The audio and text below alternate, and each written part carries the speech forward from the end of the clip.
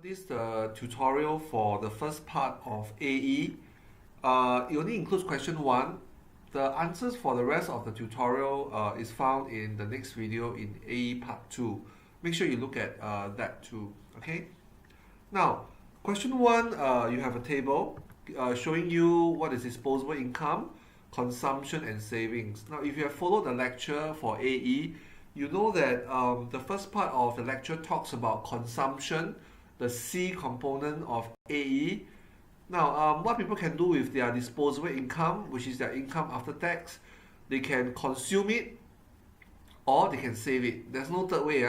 Either they consume it or they save it. So whenever you earn income after paying for taxes, you're left with your disposable income. Either you consume or you save. Okay, so no third way out. So the first question based on the table is quite simple. If you have disposable income of 20, you consume 22.5. Now, when you consume more than you earn, you have no choice but to dig into to your savings. Okay, so your savings decrease by minus 2.5. Okay, why? Is because you overspend over here, 22.5, and you only earn 20. All right. In the next row, your disposable income is 30. You spend 30. Of course, you save nothing because you spend all of your disposable income. All right. In the last row, you earn 40. You spend 37.5. So you can save 2.5. All right. So that's how you fill out the table. So the first question is very simple. At which level of disposable income is savings negative? Your negative savings is here. So the income level is 20. All right. So at YD equals to 20, savings is negative. Now, the next part of the question asks us to calculate Mpc and Mps. Now, if you look at the lecture, Mpc and Mps are your propensity to consume, your inclination to spend your disposable income, and this is your propensity to save, your inclination to save. Now, because you can only consume or save your disposable income, so your propensity to consume, your inclination, is either to spend it, Mpc, or to save it, Mps. Okay? Now, the formula, let's take a look. The formula for Mpc is change in consumption over change in YD. Now, if you look, there's 3 rows, okay? 3 rows of numbers. The formula says change in consumption divided by change in disposable income. Now, which pair do you take? Do you take the first to the second row, or do you take the change in the second or the third row? Okay. Now, in this case, if you notice the change and the difference when it goes from one row to the next, the change is constant. All right, if you notice. Okay. Now, in the exam, it might not be constant. So the question we have to then define exactly which income pair they want you to calculate.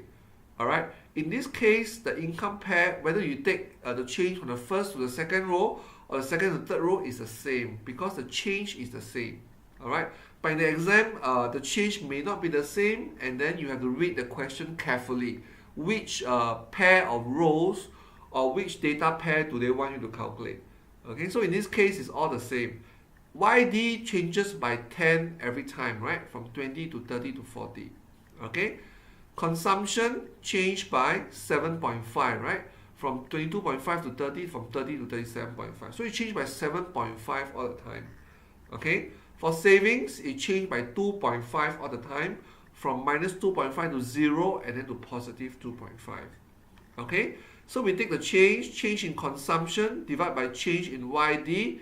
So change in consumption is 7.5, right? 7.5 a change, as you can see.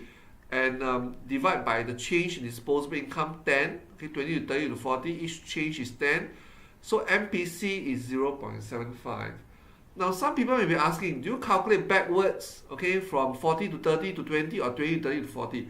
No, it doesn't matter. Now, at your level, when we calculate Mpc, Mps, the inclination should be positive. Okay, the inclination should be positive. So whenever we calculate, we are taking the difference as a positive number. Alright, it doesn't matter whether you take from the higher to lower or lower to higher. We only want to know the positive difference, which we regard as a positive number. Okay, so the difference here is 10. Okay, whether you see it from 30 to 20 or 20 to 30, and the difference in consumption is 7.5. Doesn't matter whether you look at it from 30 to 22.5 or vice versa. Okay, you know what I mean. Now, when we calculate MPS, okay,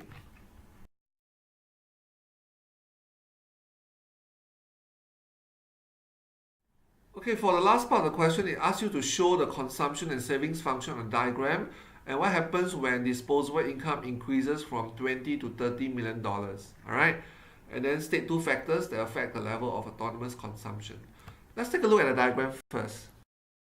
Now, this is a consumption and savings diagram. We have already explained it in the first part of the AE lecture. Again, go and watch the lecture if you're not sure. Okay. Now, this is your consumption function. All right. Now, note your consumption function doesn't start from 0. It starts from an autonomous amount. This is our autonomous consumption. In this question, it's given as $7.5 million. Okay. Now, we have the 45-degree line. All right. Now, a 45-degree line cuts this angle into exact halves to show you all the points where your consumption is equals to your disposable income. That means you are spending as much as your disposable income. So where these two values are equal. Okay, so therefore you see where consumption hits this point, your savings is 0. Okay, your savings is 0 because you are spending as much as you have. Okay, you are earning. Okay, at this point where it hits a dotted line. Okay, now your savings start from a minus A. Your minus A will be minus $7.5 million. Okay, what you spend here when income is 0, right? Your YD is 0. Okay, so you spend this amount $7.5 million. So this will be minus A, will be minus $7.5 million. Okay, now on the left side of this connection point, you see that your consumption line is on top of your dotted line, the 45-degree dotted line. Okay, now when it's on top, that means you are spending more than balance. Remember your 45-degree line, the dotted line is all the points where C equals to YD. So you are spending as much as you earn. So when you're spending more than that, okay, you are taking out from your savings to top up, okay, whatever that you lack. So on the left side of this connection point, your consumption is on top of the dotted line and your savings is negative. You're taking out money to fund your spending on top of balance. Okay, on the right side, of course, you spend lesser than balance, so you got left over, so savings become positive. All right, so again, go and take a look at the lecture on AE1, okay, if you're not sure. Now, so your induced income, okay, will be when income level changes, let's say from this point to this point, okay, so this will be measured by your MPC. All right, so your change in your induced income will be 0.75. This is actually measuring the slope of the curve. All right, how inclined are you to spend your disposable income? We calculated earlier in the earlier parts of the question as 0.75. So this can be given, all right, as a slope of the consumption function. Okay, now you have two factors to explain how your autonomous spending can change. Now I refer you to your notes, your AE course notes, page 2. You see this part where they say, right, what can cause your autonomous consumption to change? Now, these three factors are given, okay? The real interest rate, okay, which is the cost of borrowing, the size of a household wealth, as well as your expected future income of households. Now, these three factors that influence your autonomous spending, what does it mean? It means that you will spend more or less even when your disposable income does not change. Okay, for example, if real interest rate changes, let's say real interest rate goes up, Okay, it becomes more expensive to borrow, people will tend to spend less or deposit more to the bank to earn the interest. Okay, if the size of your household wealth changes, more people in your household is working, all right, you feel more confident, even though your income doesn't change, you may spend more, all right, or you expect your future income to change soon, like you're given a promotion but the new and higher pay is coming like 2 months later, you feel happy now, you may spend more.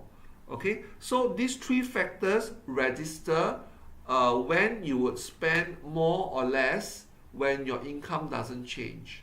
Okay, so you're asked to give two reasons, so any of these two, right? So you can say real interest rate and the size of the household wealth, okay, or you can add in expected future income of households.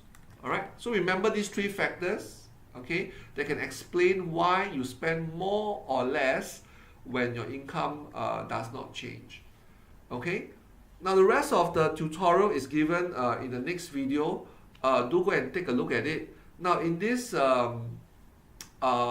Flex Week, we have a series of lecture, international trade as well as AE. Do go and take a look at it to revise as your final exam is coming soon. Okay, see you guys next time.